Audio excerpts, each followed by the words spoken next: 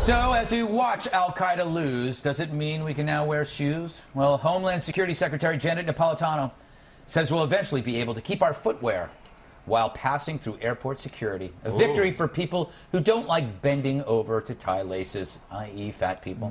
Says the womanly warrior, quote, "We're moving towards an intelligence and risk-based approach to how we screen. I think one of the first things you will see over time is the ability to keep your shoes on. One of the last things you will see is the reduction or limitation on liquids. The solution to many, if not all, of these inconveniences is better and better technology. And, of course, security checkpoints manned by these."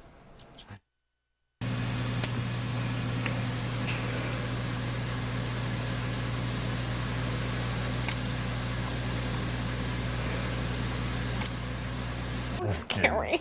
That looks crazy. Yeah.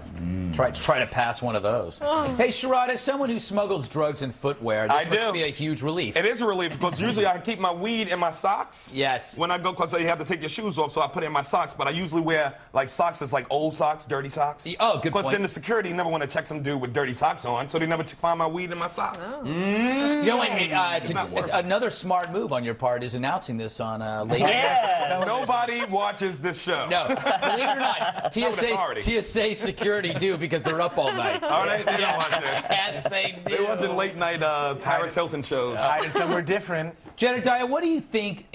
She says intelligence and risk-based approach. Isn't she really meaning profiling, but she doesn't want to say it? Yeah, kind of. Well, you know, they're still going to be groping me and Grandma, so I don't think this is really going to do anything. But I'm all for it. Cute feet are hard to come by, and I don't need to see some nasty feet before I go on a vacation, so I'm all for it. But may I just say that groping Jedediah and Grandma would be an excellent Saturday for me? Yeah.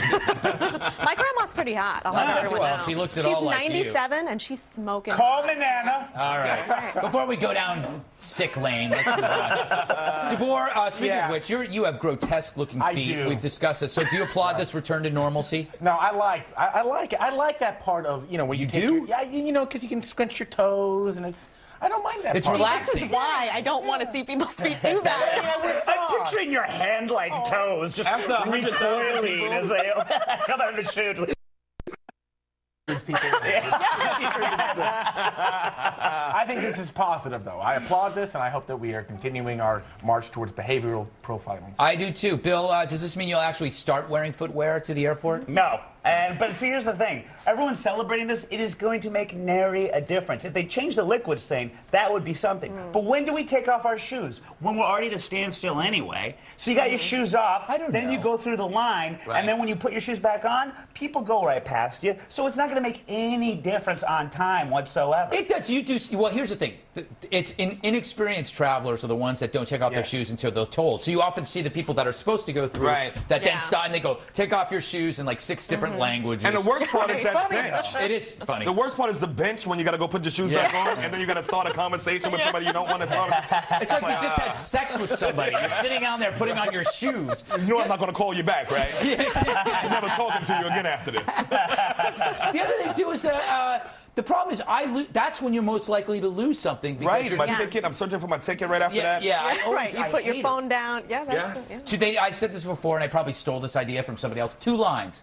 For frequent travelers and novices would solve all the problems. And terrorists, 3 lines. 3 lines. That would really solve experienced travelers, novices, and terrorists. And then if the terrorists go in that line, you just arrest them. Right, and they'll all voluntarily walk to that line. Liquids will never get back. You know why? The water people are in on it. Yes, that's true. They want you to throw your water out, buy another water. Yeah, and the 3-ounce bottling association. Oh, yes. Yes. Oh, yes. a boon to their industry. Yeah, it is.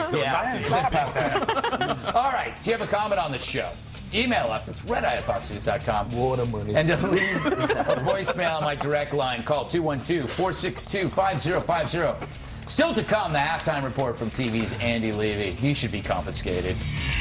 Tonight's halftime report is sponsored by pedestrians, those groups of people who travel by foot, especially in areas also used by cars. Thanks, pedestrians.